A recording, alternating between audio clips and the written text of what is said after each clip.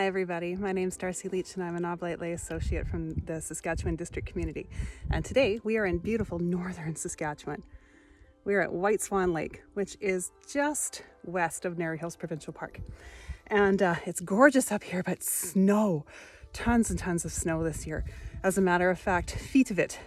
And I'm actually coming to you from waist deep in a snowbank.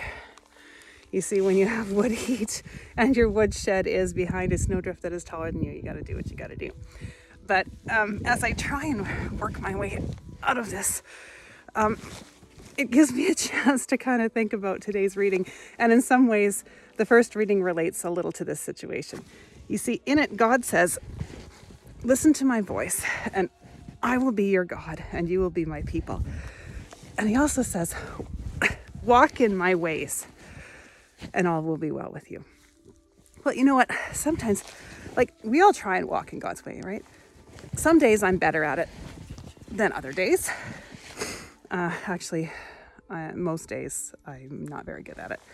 And it's not necessarily out of defiance or ill will.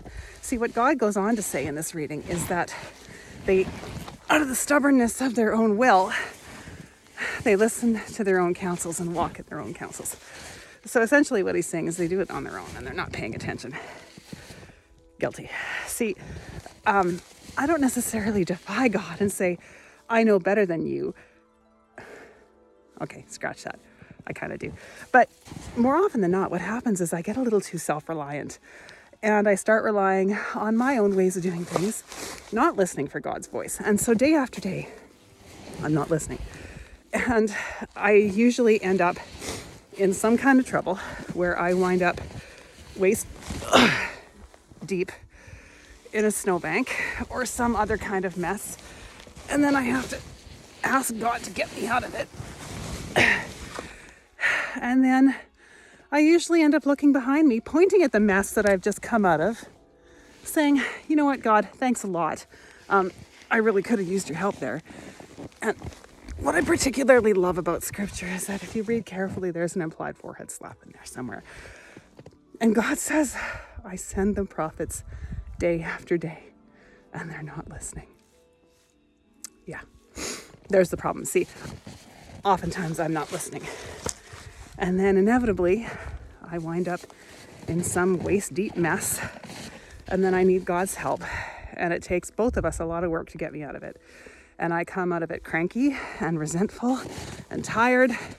And in this case, cold and soaking wet. So, you know what?